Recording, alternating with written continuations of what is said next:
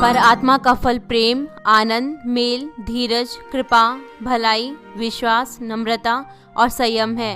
ऐसे ऐसे कामों के विरोध में कोई व्यवस्था नहीं। मसीह में प्रिय भाइयों और बहनों और जिसन टीवी और मानवीन टीवी के श्रोताओं, आज मैं आपको धीरज के फल के बारे में बताऊंगा जो कि पवित्र आत्मा के फलों में से एक है।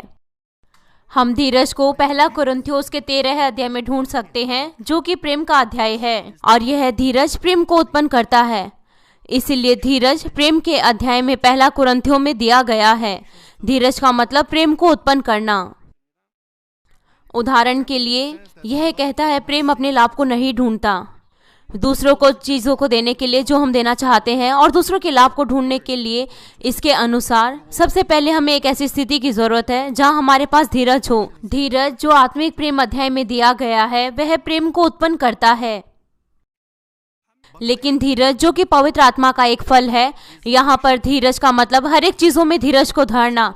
इस तरीके के धीरज का जो स्तर है वो जो आत्मिक प्रेम में धीरज बताया गया है उससे भी ऊंचा स्तर है। प्रिय भाइयों और बहनों, बहुत से मामलों में खुश रहना या खुश नहीं रहना, यह सब इसके द्वारा तय होता है कि हमारे पास धीरज है या नहीं। बहुत से मामलों में माता पिता और बच्चे, पति और पत्नी, भाई और बहन और दोस्त वो एक दूसरे के शत्रु बन जाते हैं क्योंकि उनके पास धीरज नहीं होता। और अंत का परिणाम ये सभी इन बातों पर निर्भर करता है। किसी की पढ़ाई, कार्य, व्यवसाय, यह सभी इस बात पर निर्भर है कि किसी व्यक्ति के अंदर कितना धीरज है। यह आत्मिक मामलों में भी ऐसा ही है। जब हम परमेश्वर से उत्तर प्राप्त करना चाहते हैं तो हमारी धीरज पर निर्भर करते हुए फल अलग होगा। लेकिन आत्मिक तरीके से धीरज रखना और शारीरिक तरीके से धीरज रखना ये एक दूसरे से अलग है। जो सांसारिक लोग हैं वो भी सहते हैं, लेकिन बहुत से लोगों के पास शारीरिक धीरज होता है। कल्पना करें, कुछ दुखी या पीड़ित लोग वो ऐसा अनुभव कर सकते हैं जब वो अपनी दुर्भावनाओं और अपनी अभिलाषाओं को नियंत्रित करते हैं। हो सकता है कि वो अपने दांतों को चबाते हैं, वो अपनी मुट्ठी को बंद कर लेते हैं और अपने पूरे शरीर को हिलाते हैं और यहाँ तक कि बीमार हो जाते हैं। कुछ लोग खाना और पीना छोड़ देते हैं और हो सकता है कि कुछ लोगों को नींद ना आए। कुछ लोग वो निराश हो जाते हैं ऐसी चीज़ों की वजह से। और यह भी वो किसी चीज़ को पाने के लिए वो जो खुद से अपनी कोशिश करते हैं वो उसमें फेल हो जाते हैं। कुछ एथलीट कहते हैं वो उस ट्रेनिंग के बीमार हैं जब वो उस मेडल के बारे में सोचते हैं जब उनको गोल्ड मेडल मिलेगा। मैंने एक तैराकी को देखा, उसके इंटरव्यू के दौरान वो यह कह रही थी, यहाँ तक कि वो अपने कोच को भी मारना चाहती थी। उसने ऐसे हाव भाव को प्रकट किया। वो गोल्ड मेडल को जीतना चाहती थी उस ट्रेनिंग के दौरान, यहाँ तक कि उस ट्रेनिंग के दौरान अपने कोच के लिए उसके अंदर दुर्भावनाएं थी। पहली बार मैंने ऐसे एक एथलीट को देखा। बहुत से एथलीट वो अपने कोच को धन्यवाद देते हैं, यहाँ तक कि वो ट्रेनिंग उनके लिए बहुत मुश्किल होती है, लेकिन गोल्ड मेडल को जीतने के बाद वो बहुत ज़्यादा धन्यवादी होते हैं और वो अपने कोच को धन्यवाद देते हैं और वो उस गोल्ड मेडल को अपने कोच के गर्दन में डाल देते हैं। वो ऐसा करते हैं। लेकिन इस तैराकी ने कहा, यहाँ तक कि उसने वो गोल्ड मेडल जीता, लेकिन वो फिर भी अपने कोच से नफरत करती थी। सांसारिक तौर से यह कहा गया है कि ऐसे लोग धीरज को रखते हैं जब वो कुछ मुश्किलों का सामना करते हैं, लेकिन आत्मिक तौर से धीरज रखना इस तरीके से नहीं है। आत्मिक तौर से धीरज को रखना वो किसी बुराई के साथ धीरज को रखना नहीं है, लेकिन भलाई के साथ धीरज को रखना। अगर आप बुराई के साथ सहेंगे तो वो दबाव कुछ बीमारी बन सकता है क्योंकि आपने दुर्भावनाओं को अपने हृदय में रखा है, और या फिर आपका हृदय कठोर बन सकता है। यदि आप भलाई के साथ उनको रखेंगे तो आप उन मुश्किलों को धन्यवाद और आशा के साथ जीत लेंगे और उसका परिणाम आपके पास एक बड़ा हृदय होगा। अगर इस संसार में कोई भी शरीर और बुराई नहीं होगी तो फिर हम किसी भी बात में धीरज नहीं रखेंगे। लेकिन यह धीरज यह एक प्रक्रिया है जिसके द्वारा हमें जाना है आत्मा में बोने और आत्मा में जोतने के लिए। उदाहरण के लिए, जब एक नया जन्मा बच्चा उसे बुखार होता है, बच्चे की देखभाल करने के लिए माँ को कुछ सहना पड़ता है। हो सकता है कि वो पूरी रात जागे और कुछ भी खाए और पिए भी नहीं, और उसकी बाहों में दर्द होता है क्योंकि वो अपने बच्चों को अपने बाहों में लेती है और उसके पास खुद के बारे में भी सोचने के लिए समय नहीं होता। वो यह शिकायत नहीं करती कि वो भूखी है, उसे नींद आ रही है या इस तरीके की परिस्थितियाँ उसके लिए कठिन है। वह केवल इस बात पर ध्यान देती है कि किस तरीके से वो अपने बच्चे को ज़्यादा सुविधा दे सकती है और जल्दी से कैसे उसका बच्चा ठीक हो सकता है। विशेष तौर से वो बच्चे जिनको त्वचा की सूजन की बीमारी होती है, वो बच्चे लगातार अपनी त्वचा को खुजलाते हैं, वो अपने बिस्तर पर भी नहीं जाते और वो सो भी नहीं सकते। इसलिए उनके माता पिता को उनके बारे में दुख होता है जब वो अपने बच्चे को खुजलाते हुए देखते हैं और जब उनका खून बहता है। अब क्यों माता पिता को ऐसा करना है? वो क्या कर सकते हैं?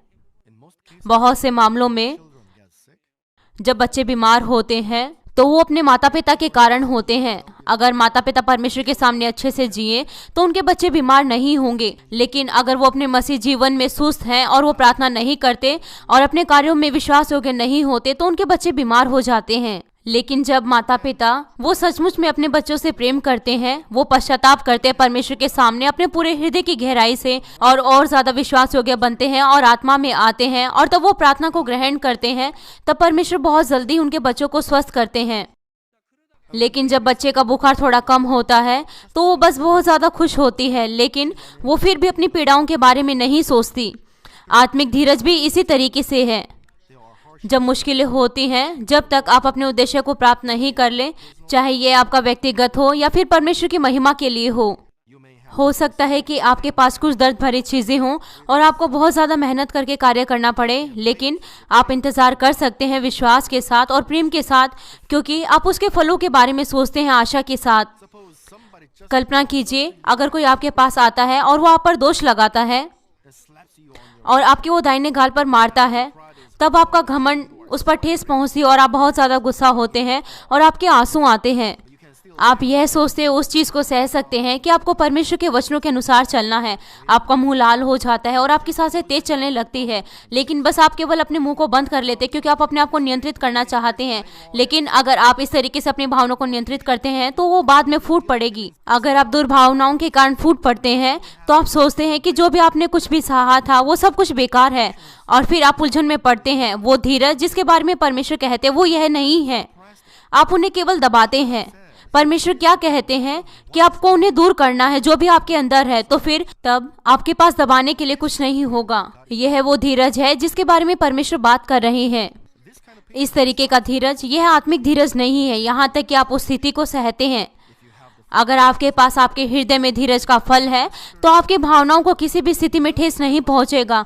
आप जानेंगे कि वहाँ कुछ ना कुछ गलती हुई है और आप उस स्थिति को, अगर आपके हृदय में शांति है और आप दूसरे लोगों के हृदय को पिघलाते हैं तो यहाँ तक कि आप अपना दूसरा गाल भी उसकी ओर फेर देंगे। अगर आपके पास ऐसा हृदय है तो शब्द जैसे कि धीरज और माफ करना तो उनका आपके लिए कोई मतलब नहीं होगा। मसीह में प्रिय भाइयों और बहनों, अगर हम और ज़्यादा गहराई से आत्मिक धीरज के बारे में सोचें तो हम इसको 3 भागों में बांट सकते हैं। सबसे पहले, अपने हृदय को बदलने में धीरज रखना। जितना ज़्यादा बुराई हमारे हृदय में होगी उतना ही ज़्यादा धीरज रखना हमारे लिए मुश्किल होगा। हमारे पास बहुत ज़्यादा गुस्सा, घमंड, लालच, स्वयं की धार्मिकता, रूपरेखाएं इत्यादि। हमारे पास गुस्सा और कठोर भावनाएं होंगी समय समय पर। जितना ज़्यादा बुराइयों को हम दूर करेंगे और पवित्र बनेंगे, ये हमारे लिए आसान होगा कि हम धीरज रखें। आपको किसी भी चीज़ को दबाने की ज़रूरत नहीं है। हम दूसरों को समझ सकते हैं, माफ़ कर सकते हैं धीरज के साथ, यहाँ तक कि मुश्किल स्थितियों में।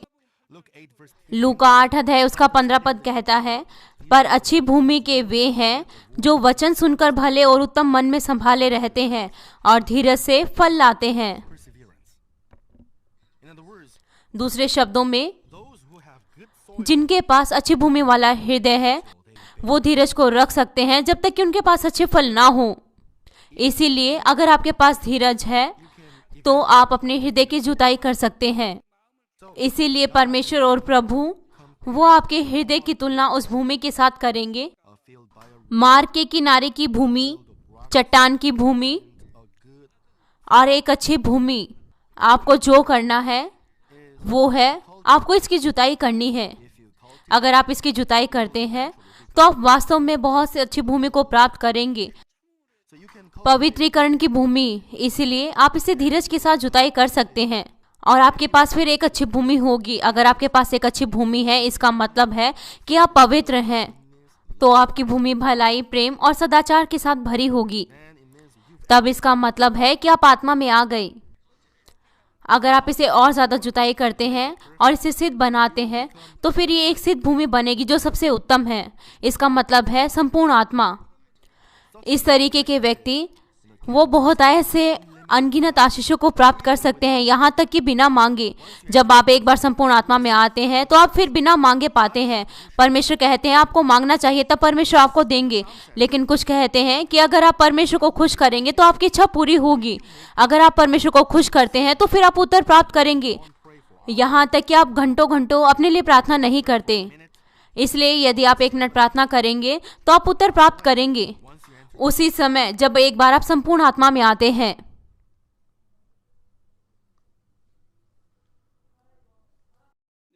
इसलिए वो जिनके पास अच्छी भूमि वाला हृदय है उनके पास धीरज हो सकता है जब तक कि वो भले फलों को ना पैदा करें, वरन इसके बजाय हमें सहने की ज़रूरत है और हमें प्रयास करने की ज़रूरत है जब तक कि अच्छी भूमि ना बन जाए। पवित्रता हम उसे केवल बस इसी तरीके से नहीं पा सकते कि हमारे पास उसकी इच्छा है। हमें अपने हृदय को सत्य के अनुसार आज्ञाकारी बनाना है, उत्सुकता के साथ प्रार्थना करने और उपवास करने के द्वारा। हमें उन चीज़ों को छोड़ना है जिनसे हम पहले प्रेम करते थे, और अगर कुछ ऐसा है कि वो हमारे लिए आत्मिक तरीके से लाभदायक नहीं है तो फिर हमें उसे छोड़ना है। हमें इसे बीच में ही नहीं छोड़ना, और बस थोड़ा सा ही कोशिश करके उसे बीच में नहीं छोड़ना। जब तक कि हम पवित्रीकरण के फलों को पूरी तरीके से पैदा ना करें और जब तक कि हम अपने उद्देश्य को प्राप्त ना करें, हमें अपना उत्तम करना है, स्वयं को नियंत्रित करते हुए और वचनों के अनुसार चलते हुए। इसलिए आपको इसे नहीं रोकना चाहिए, लेकिन लगातार चलना चाहिए जब तक आप इसे नहीं प्राप्त करते। जैसे कि पहाड़ पर चढ़ना। अगर हम कहें कि आपके पास चढ़ने का एक उद्देश्य है, आपको एक पहाड़ पर चढ़ना है,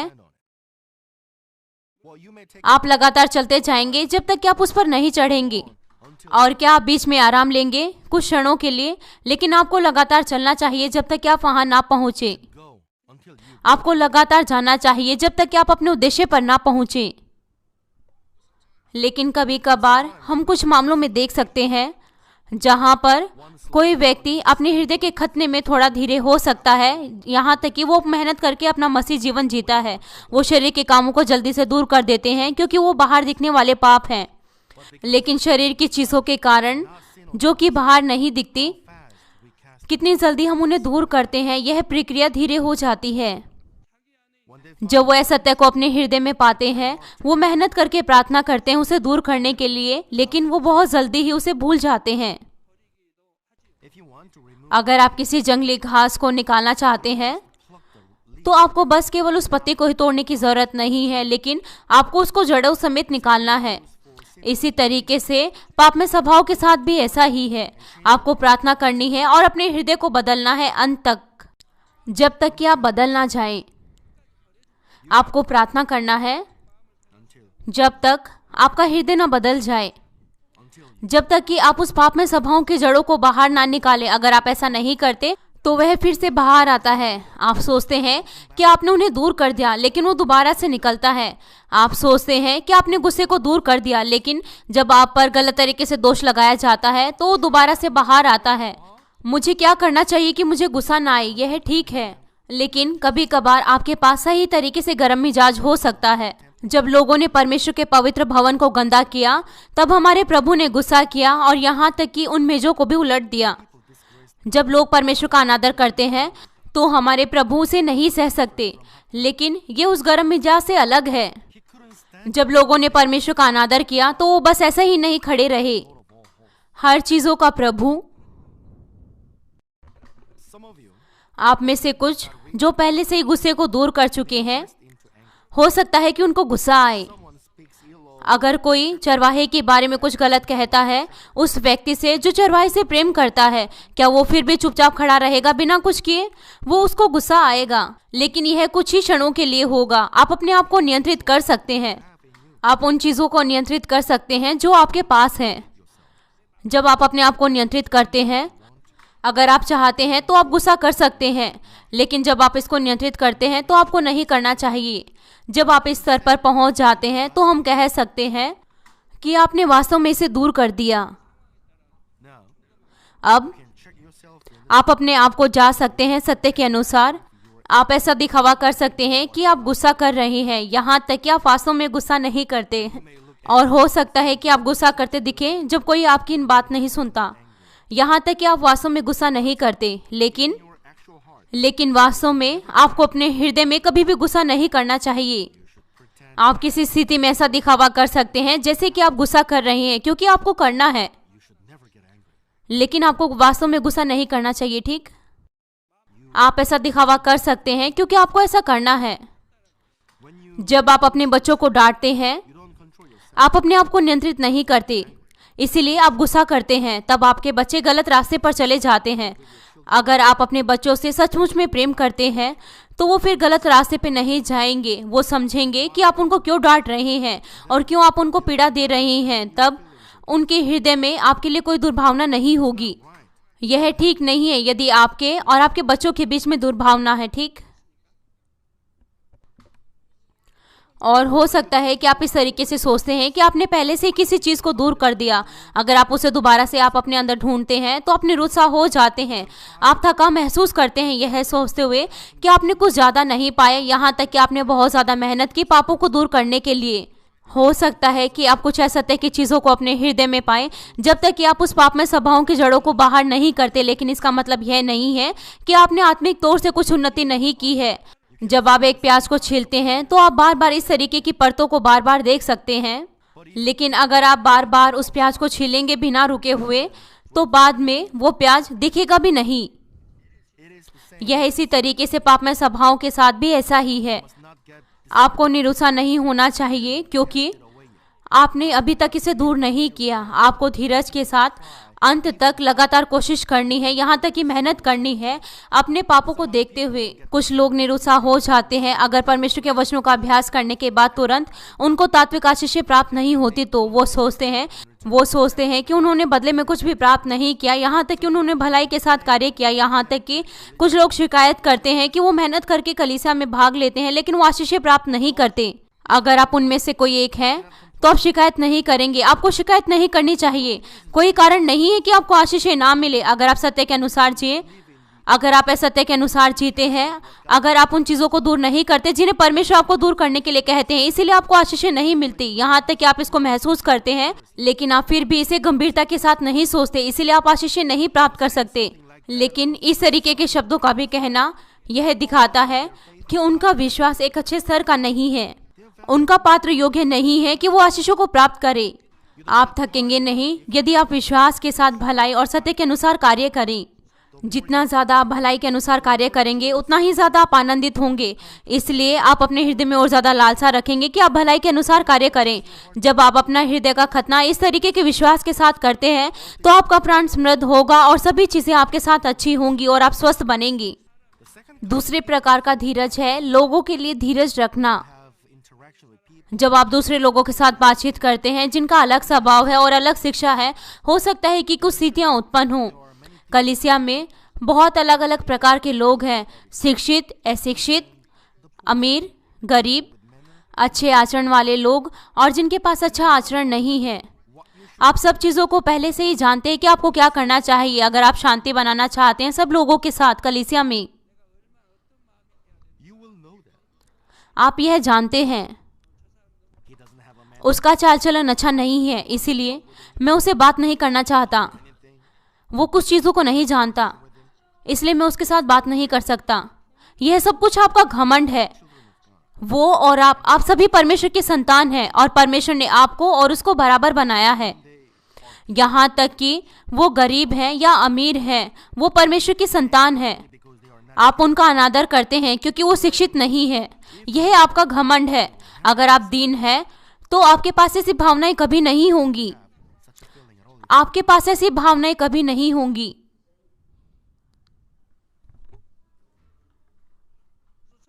जब आप लोगों के साथ बातचीत करते हैं जिनका स्वभाव अलग होता है और जिनकी शिक्षा अलग होती है, तो कुछ स्थितियां उत्पन्न हो सकती हैं।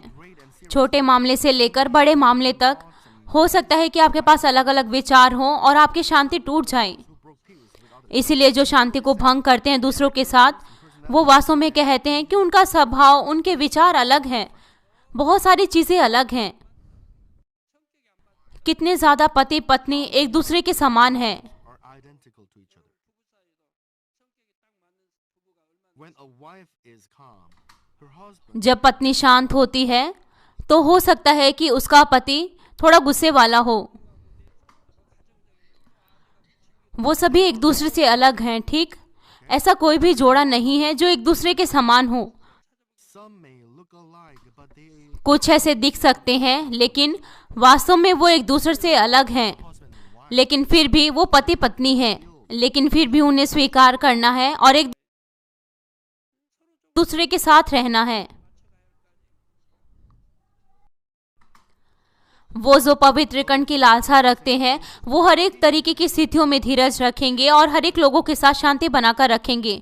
यहाँ तक कि कुछ मुश्किल और असुविधाजनक स्थितियों में वो दूसरे लोगों को सुविधा देंगे, वो दूसरों को समझेंगे भले हृदय के साथ, और वो दूसरों को अपने हृदय में रखेंगे दूसरों का लाभ देखते हुए।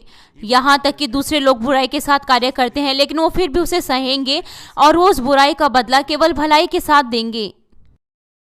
वो दूसरों के साथ धीरज रखेंगे जब वो दूसरे लोगों को सुसमाचार का प्रचार करेंगे या दूसरों को कुछ सलाह देते हैं, या फिर हम कलीसिया के लोगों को ट्रेनिंग देते हैं ताकि हम परमेश्वर के राज्य को पूरा कर सकें। मैंने पास्टर के तौर पर इस सेवकाई को करते हुए मैंने कुछ लोगों को देखा जिनका बदलाव बहुत ज़्यादा धीरे था। जब वो संसार में जीते हैं और परमेश्वर का अनादर करते हैं तो मैंने बहुत से आंसुओं को शोक के लिए बहाया, लेकिन मैंने उन्हें फिर भी नहीं छोड़ा अपनी तरफ से। मैंने केवल उनकी वास्तविक स्थिति को देखते हुए नहीं सहा, लेकिन मेरे पास कुछ आशा थी कि वो किसी न किसी दिन बदल जाएंगे। जब मैंने कलीसिया के कार्यकर्ताओं को जागृत किया तो मुझे बहुत लंबे समय तक धीरज रखने की आवश्यकता थी। for such a long time. यहाँ तक कि कलीसिया के लीडर, उनके पास विश्वास और योग्यता है तो वो अपने सहकर्मियों को निर्देश नहीं दे सकते या फिर उन चीज़ों को नहीं कर सकते जो वो चाहते हैं। Even though he knows यहाँ तक कि वो यह जानता है कि वो चीज़ें पूरी होंगी अगर थोड़ा सा और काम हो जाए तो। मेरे कहने का मतलब है कि वो कलीसिया के लोगों से काम नहीं करा सकता जिस तरीके से वो चाहता है। अगर आप किसी को नौकरी देते हैं लेकिन वो काम नहीं कर रहा, to someone else अगर आप उस नौकरी को किसी और को देते produce already. तो हो सकता था कि और ज़्यादा फलों को आप पाते। इसीलिए अब क्या आप उस नौकरी को किसी और को देंगे? आप इस काम को नहीं कर सकते, इसलिए आप इसे छोड़ दें। आप ऐसा नहीं कर सकते क्योंकि जब आप एक बार परमेश्वर के सेवक बन जाते हैं या फिर लेवी कार्यकर्ता बन जाते हैं, वो परमेश्वर का सेवक और लेवी कार्यकर्ता अंत तक रहेगा। इसीलिए आपको उसकी अगुवाई करनी है जब तक कि वो अपने कार्यों को अच्छे से ना करे। आपको उसको सहना है। कोई मायने नहीं रखता कि वो कितना लंबा समय लेता है। अगर आप उसे छोड़ देंगे तो फिर क्या होगा उसका और उसके परिवार का? क्या परमेश्वर खुश होंगे? हमारे प्रभु ने यहूदा इस्करियोती को अलग नहीं किया, लेकिन वह यहूदा इस्करियोती था जिसने धोखा दिया। उन्हें कार्यकर्ताओं के लिए धीरज रखना है और उनका इंतजार करना है ताकि वो उन्हें समझ सकें। By themselves, इस अनुभव के द्वारा वो और ज़्यादा योग्य बनेंगे। केवल तभी नहीं जब वो फलों को पैदा नहीं करते, लेकिन तब भी अगर वो कुछ चीज़ों को गलत करते हैं तो भी आपको धीरज रखना है ताकि वो ठोकर ना खाएं। हो सकता है कि लीडर के लिए यह आसान हो जिनके पास ऐसी योग्यता है ताकि वो उनके लिए ऐसा कर सके, या फिर वो उस व्यक्ति को किसी ऐसे व्यक्ति के साथ बदलता है जिसके पास उससे ज़्यादा योग्यता है। लेकिन क्या कारण है कि हमें अंत तक सहना है? हर एक आत्माओं के लिए यह परमेश्वर के राज्य को पूरा करना है अच्छी तरीके से। अगर आप उस धीरज के बीज को इस तरीके से बोते हैं तो आप निश्चित तौर से उन फलों को प्राप्त करेंगे परमेश्वर के न्याय के अनुसार। उदाहरण के लिए, यदि आप आत्माओं को सहते हैं जब तक कि वो बदल ना जाए और उनके लिए आंसुओं के साथ प्रार्थना करते हैं, तो आपके पास एक बड़ा हृदय होगा ताकि आप उनको अपने हृदय में रख सकें। तब आपके पास अधिकार होगा कि आप बहुत सारी आत्माओं को जागृत कर सकें। आपके पास ऐसी सामर्थ होगी कि आप दूसरे आत्माओं को बदल सके अपने हृदय में रखते हुए through the prayer of the righteous. धर्मी जन की प्रार्थना के द्वारा। इसीलिए अगर आप अपने हृदय को नियंत्रित करते हैं और आप धीरज के बीज को बोते हैं, यहाँ तक कि दोष की स्थिति में भी, तब भी परमेश्वर आपको आशीषों के फलों को काटने देंगे। तीसरा, हमें परमेश्वर के साथ धीरज रखना है। यह इस बात से संबंधित है कि आपको धीरज रखना है जब तक कि आपको अपनी प्रार्थनाओं के उत्तर नहीं मिलते। मरकुस 11 अध्याय उसका 24 पद कहता है, इसीलिए मैं तुमसे कहता हूँ कि जो कुछ तुम प्रार्थना करके मांगो तो प्रतीति कर लो कि तुम्हें मिल गया और तुम्हारे लिए हो जाएगा। इसीलिए अगर आपके पास विश्वास है तो बाइबल की 66 पुस्तकों में हर एक शब्द पर आपको विश्वास करना है। आपको किसी भी शब्द पर संदेह नहीं करना, वरन विश्वास करना है। इसीलिए मैं आपसे कहता हूँ कि हर एक चीजें जो आप प्रार्थना करके मांगते हो, आपको विश्वास करना है कि आपको मिल गया, तब वो आपके लिए हो जाएगा। वो आपको कहते हैं कि आपको विश्वास करना है कि आपने पा लिया,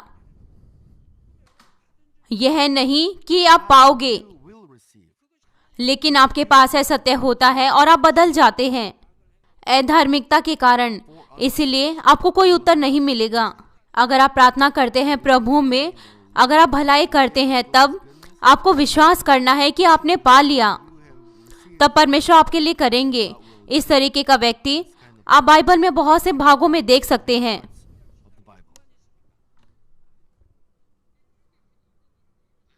अगर हम कहें आप एक विद्यार्थी हैं,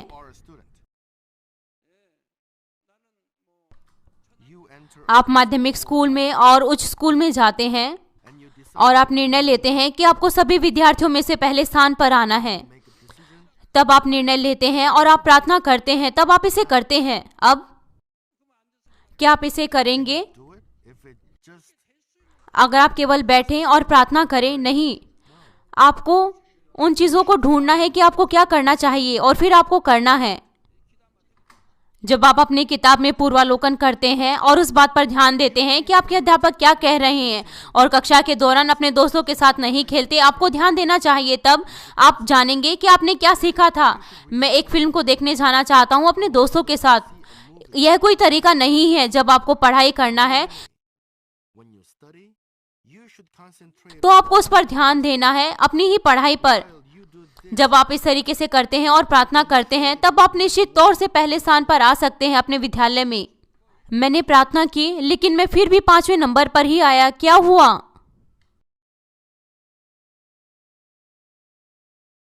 हो सकता है कि कोई एक कलीसिया है जहां पर बहुत ज्यादा जागृति आई है इस देश में।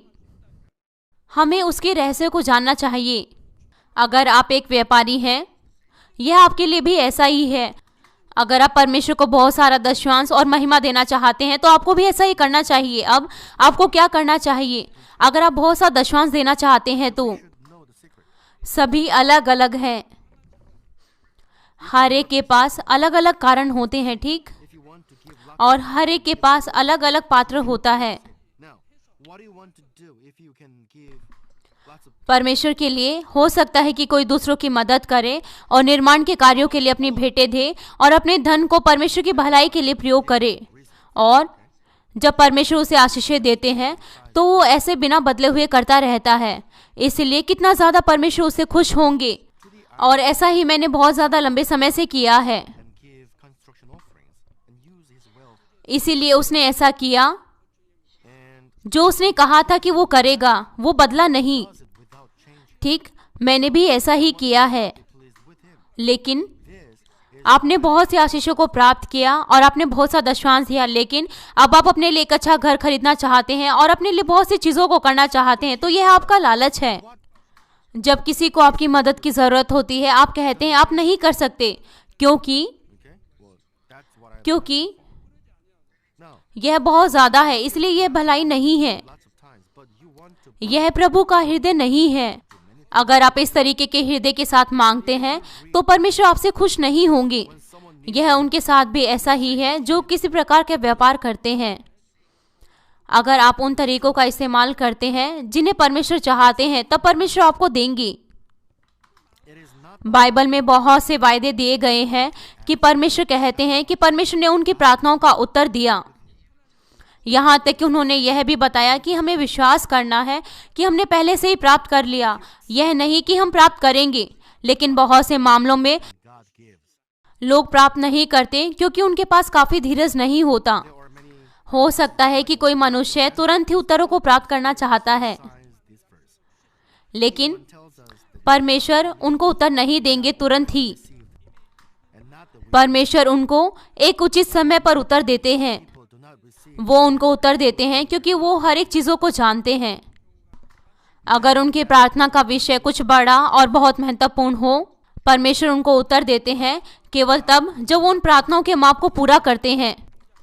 जब दानियल ने आत्मिक प्रकाशनों को पाने के लिए प्रार्थना की, तब परमेश्वर ने एक स्वर्गदूत को भेजा। time. जब उसने प्रार्थनाओं को करना शुरू किया, If the subject of their लेकिन 21 दिन का समय लगा जब वास्तव में दानियल उस स्वर्गदूत से मिला। amount of prayers 21 दिन तक दानियल ने लगातार प्रार्थनाएं की, उसी उत्सुक हृदय के साथ God sent जिस तरीके से उसने शुरू में प्रार्थना करना शुरू किया था। Daniel began to pray. इसलिए अगर आप वास्तव में विश्वास करते हैं Period of 21 days कि आपको पहले से ही प्राप्त हो चुका है, the angel. तो यह आपके लिए मुश्किल नहीं होगा कि आप उसका इंतजार करें। Daniel kept on किसान, with the same उनको भी धीरज रखने की जरूरत होती है जब वो अपनी खेती करते हैं, praying. लेकिन भूमि की जुताई करने के लिए उसे बहुत ज़्यादा मेहनत की ज़रूरत होती है और उस बीज को बोने के लिए। लेकिन यहाँ तक कि उसके बाद भी वो आराम से नहीं बैठता और इंतज़ार नहीं करता। उसे फसल की देखभाल करने की ज़रूरत होती है और वो कुछ सप्ताह और कुछ महीनों के बाद अपनी कटनी को काट सकता है। लेकिन कुछ अलग फसलों के लिए यहाँ तक कि वो कुछ सालों को लेते हैं और यहाँ तक कि बहुत कुछ सालों को भी। Sit back and wait. इसी तरीके से कुछ ऐसी फसलें हैं जो 4 से 6 साल लेती हैं और यहाँ तक कि कुछ ऐसी फसलें हैं जो 10 साल भी लेती हैं। इसलिए उनकी बहुत ज़्यादा कीमत होती है। Or even several years. उसकी कीमत उतनी ही ज़्यादा होगी जितना ज़्यादा समय वो पकने में लेंगे। इसीलिए किसान वो मेहनत करते हैं अंत तक, यहाँ तक कि उसके पास अभी कुछ भी काटने के लिए नहीं है। Greater value. इसीलिए क्या होगा यदि एक किसान वसंत ऋतु में बीज को बोता है और वो धीरज नहीं धरता?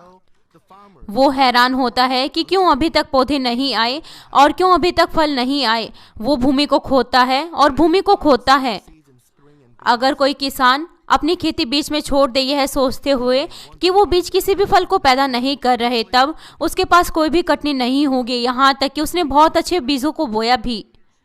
मैंने इस कहानी को सुना है। farming, thinking that the seeds किसान वो गोभी को बोते हैं और वो इसकी कटनी पाते हैं बहुत बड़ी मात्रा में, इसलिए वो बहुत ज़्यादा खुश होते हैं। तब I heard this story. वो पाते हैं कि दूसरे किसान भी उन्होंने बहुत ज़्यादा बड़ी मात्रा में उसको पाया है, Great amount. So they were so happy. इसलिए जो उसकी कीमत होती है वो नीचे गिर जाती है। यहाँ तक कि वो उस कीमत को भी वापस नहीं प्राप्त कर पाते जितना उन्होंने लगाया था। इसलिए कुछ किसान गुस्सा करते हैं Drop down. और कहते हैं कि उन्हें फेंक दें। लेकिन Back. कुछ अलग किसान Some farmers got angry. वो सभी की सभी गोभियों को वो अपने आंगन में रख देते हैं But और जब सर्दियाँ बीत जाती हैं, लेकिन जब सर्दियाँ बीत जाती हैं तो उनकी कीमत और ज़्यादा ऊंची हो जाती है। क्यों? cabbages into the hole and past the winter. क्योंकि बहुत सारे किसानों ने अपनी गोभियों को बेच दिया है और अब उनके पास कोई और गोभी नहीं है। इसीलिए यह किसान वो बहुत ज़्यादा लाभ अपनी गोभियों से प्राप्त करता है। Not many cabbages left. इसीलिए So these जब वो गुस्सा होते हैं, earned great profit from ऐसा दिखता है कि उन्होंने खो दिया।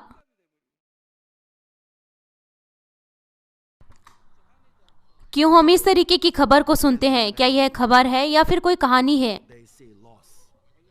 जब आप गुस्सा करते हैं, Well, I heard that यह आपका लिए नुकसान है, ठीक? इसी तरीके से अगर आपके पास सच्चा विश्वास नहीं है तो हम इंतज़ार नहीं कर सकते। जो भी हमने प्रार्थना करके परमेश्वर से मांगा है, हो सकता है कि हम प्रार्थना करें और उपवास करें, अगर जल्दी ही उत्तर नहीं आता तो हम उसे बीच में छोड़ देते हैं, we may pray and fast यह सोचते हुए कि परमेश्वर मुझे उत्तर नहीं देगा। enough. We may just give up thinking, God isn't going to answer us. James chapter 1 verse 6 to 8. याकूब 1 उसका 6 पद कहता है, पर विश्वास से मांगे और कुछ संदेह ना करें, क्योंकि संदेह करने वाला समुद्र की लहर के समान है जो हवा से बहती और उछलती है।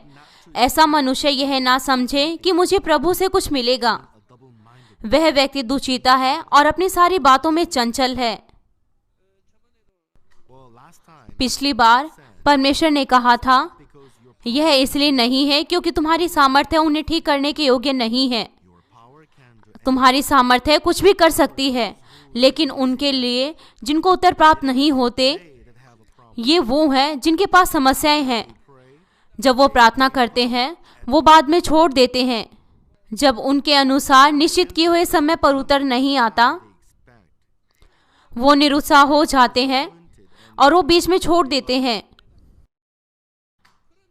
जब उनके पास ऐसा हृदय होता है तब परमेश्वर उनको उत्तर नहीं दे सकता। इसीलिए उदाहरण के लिए, जब आप एक बार विश्वास करते हैं कि आपने उसको पा लिया, आप उसे बीच में नहीं छोड़ेंगे और आप निरुत्साह नहीं होंगे। आप जानते हैं कि आपने उसे पहले से ही प्राप्त कर लिया, तब क्यों आपको निरुत्साह होना है? आप आशा करते हैं कि जिस तरीके से डायनियल प्रार्थना खत्म होगी आप तभी उत्तर प्राप्त करेंगे। ये वो समय है जो आपने निर्धारित किया है, यह वो समय नहीं है जो परमेश्वर ने निर्धारित किया है। आप नहीं जानते कि कब उत्तर आएगा, ठीक प्रार्थना सभा के खत्म होने के बाद या फिर बाद में या फिर और ज्यादा लंबे समय में। सब लेकिन महत्वपूर्ण चीज है कि आप विश्वास के साथ प्रार्थना करते हैं या नहीं। अगर आप विश्वास करते हैं कि आप प्राप्त करेंगे तो फिर आप आनंदित होंगे और जब समय आएगा तो फिर परमेश्वर आपको देंगे। लेकिन आप में से बहुत से ऐसा नहीं करते। आपके पास बदलने वाला हृदय है, इसलिए परमेश्वर आपको नहीं देते। यह वो है जो परमेश्वर कहते हैं। कुछ खास मामलों में उत्तर प्राप्त करने के लिए आपके पास ना बदलने वाला विश्वास होना चाहिए। यह केवल आप नहीं, लेकिन आपके परिवार के पास भी। अगर आपके पास ऐसा विश्वास नहीं है तो फिर परमेश्वर आपको न्याय के अनुसार नहीं दे सकता। इसलिए परमेश्वर अगर आपको देंगे तो कितना ज्यादा शैतान आप पर दोष लगाएगा। अगर आपके पास ऐसा विश्वास है कि आपने वास्तव में उत्तर प्राप्त कर लिए हैं,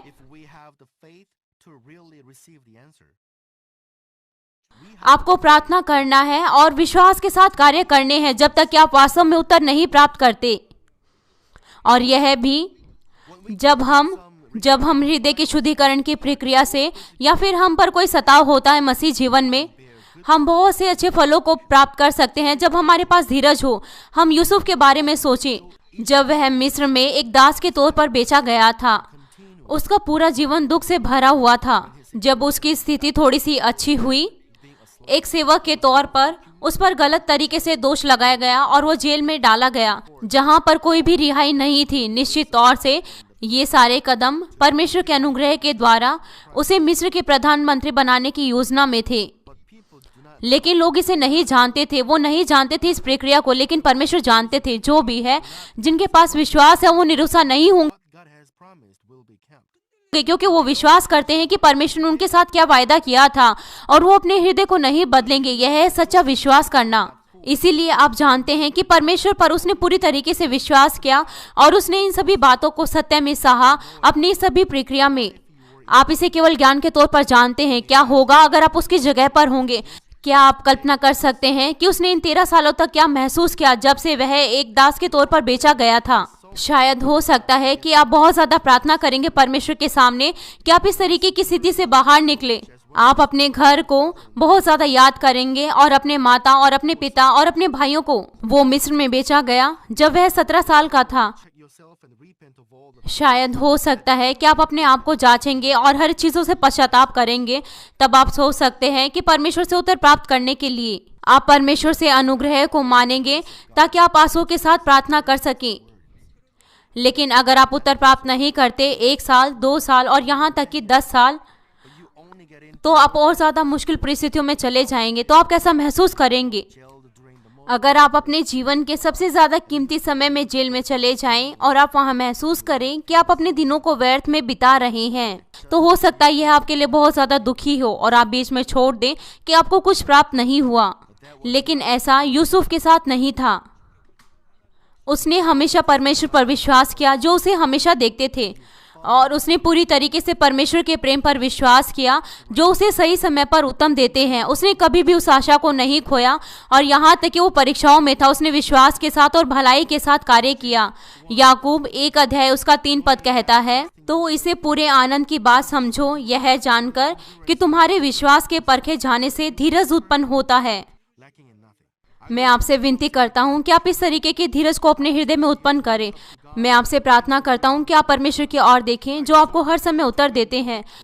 मैं आपसे विनती करता हूं कि आप जीत को प्राप्त करें। उन इनामों के बारे में सोचते हो जो परमेश्वर आपको देंगे जब आप परमेश्वर के लिए कार्य करते हैं, यहाँ तक कि आप मुश्किलों का सामना भी करते हैं। धीरज आपके विश्वास को बढ़ाएगा, चौड़ा करेगा और गहरा करेगा।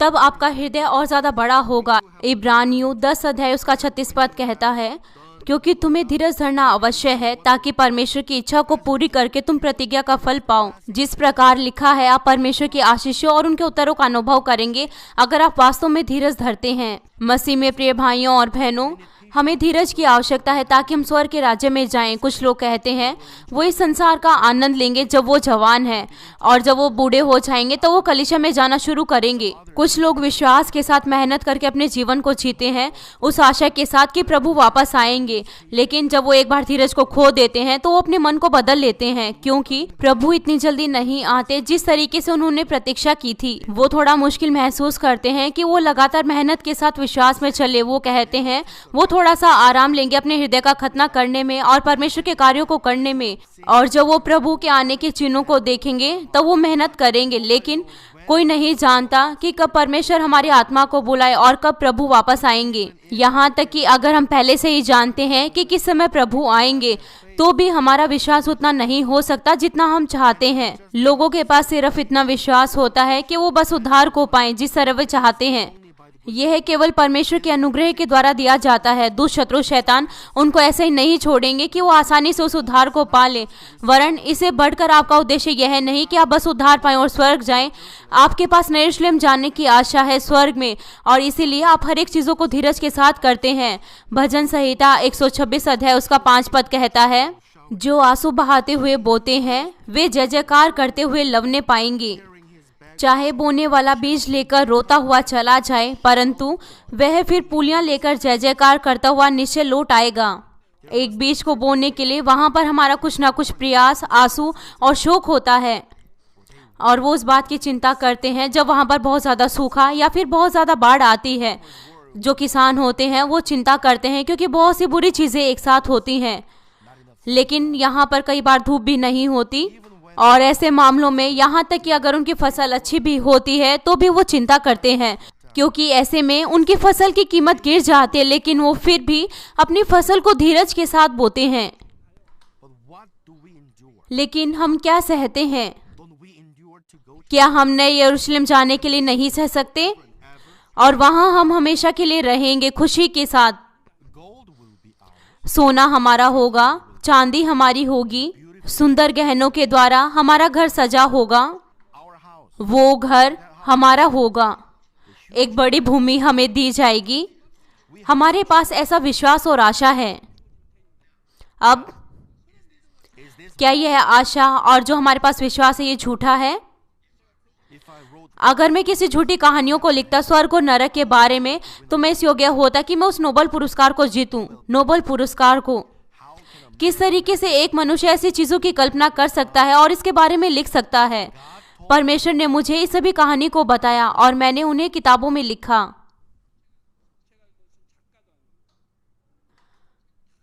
और यह सारी कहानी बाइबल के अनुसार बिल्कुल ठीक है, ठीक।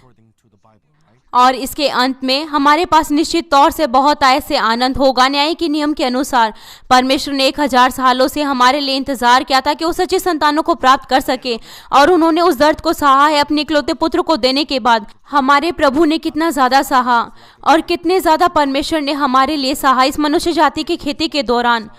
कितना ज्यादा मनुष्य ने परमेश्वर पर दोष लगाए। बहुत सारे प्राणियों ने सृष्टिकर्ता परमेश्वर पर दोष लगाए। क्या आप में से कुछ के ऐसे पति नहीं हैं जो परमेश्वर पर दोष लगाते हैं, जो आपकी कलीसिया और आपके चरवाहे पर दोष लगाते हैं? परमेश्वर ने आपको गलत चीजों को नहीं सिखाया, लेकिन फिर भी उन्होंने परमेश्वर पर दोष लगाए। परमेश्वर हर एक श्रापों को सुनते हैं, लेकिन फिर भी परमेश्वर ने उसे सहन किया है। परमेश्वर ने 1000 सालों से इसे सहा है, जैसे कि एक दिन के बराबर। क्यों? सच्ची संतानों को प्राप्त करने के लिए, अपनी सच्ची संतानों को प्राप्त करने के लिए, यहाँ तक कि वो आज भी सह रहे हैं। और अंत में, और अब अंत बहुत ज्यादा नजदीक है।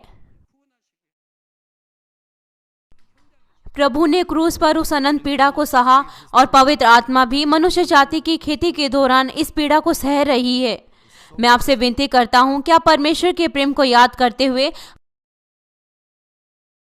अपने हृदय में उस धीरज को उत्पन्न करेंगे, होने पाए आप अपने स्वर्गीय घरों में बहुतायत से आशीषों के फलों को प्राप्त करें, केवल कटनी के फल ही नहीं परंतु इस धरती पर भी। प्रभु यीशु मसीह के नाम से प्रार्थना करता हूँ,